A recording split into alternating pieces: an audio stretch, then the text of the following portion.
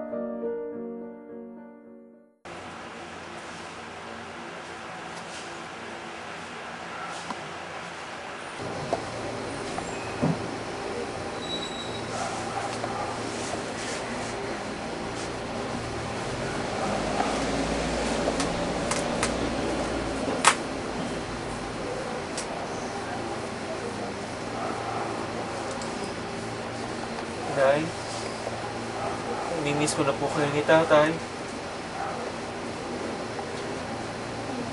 Inay, natatandaan ko pa nung buhay kayo, sinasabi sa akin ni tatay, kung magiging baluktot ka, o kung magiging bakla ka, magiging kawawa ka sa tingin ng mga tao. Pero hindi ko kayo sinunod eh. Nay, natatandaan ko nung sinasabi niyo sa akin dati na ang Diyos ay mapagmahal. Hindi naman magtatakwil ang Diyos ng anak niya, di ba, Inay? Ibakla o tomboy mahal ng Diyos.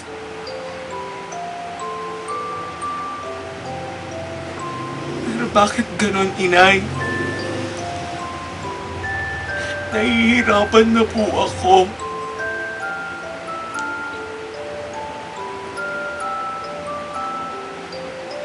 Hindi ko namang kinugulo buhay nila. Pero bakit sila kinugulo buhay ko?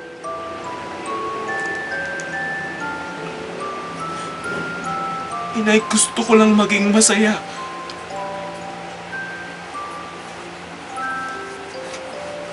Inay! Inay! Yun ang lagi kong dasal tuwing gabi.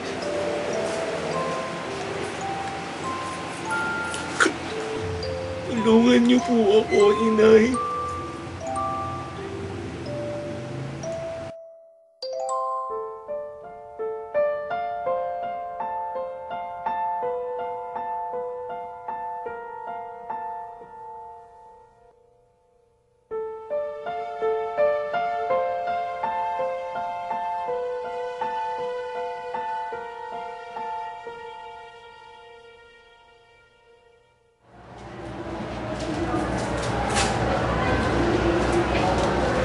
Ano kailangan nila, ha?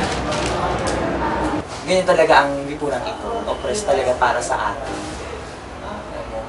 Kung iisipin din natin ang lahat ng pagkakataon na dapat, bigyan din natin ng linaw yung lahat ng mga nangyayari sa atin. Kailangan ko ng kaibigan, Bernie. Bukas ba ang kabaro para sa akin? Oo naman, tanggap ka ng kabaro kahit sino ka pa. Basta't naniniwala ka na meron kang karapatan at pinaglalaban mo, open na open ka doon. Open na open ka pa. Talaga? Oo. Salamat, Bernie, ha?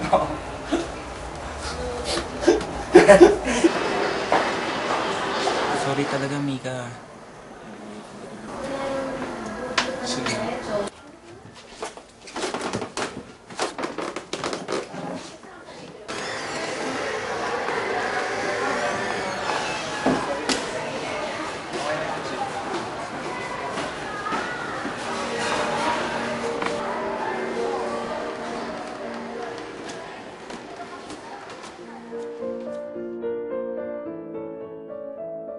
Ganito talaga ako. Malambot ang puso. Ngayon, naman ako. laging ganito, mapagparaya. Ewan ko ba, takot lang siguro ako sa sosyedad. Natatakot ako na baka di ako mapakinggan. Kaya minsan, ninanais ko na lang na manahimik.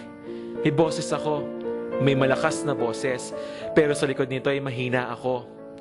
Ako ba talaga mapapakinggan? Naguguluhan ako eh.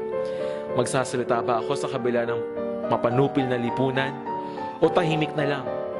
Dahil kung makikita mo, siguro nakikipaglaban nga sila.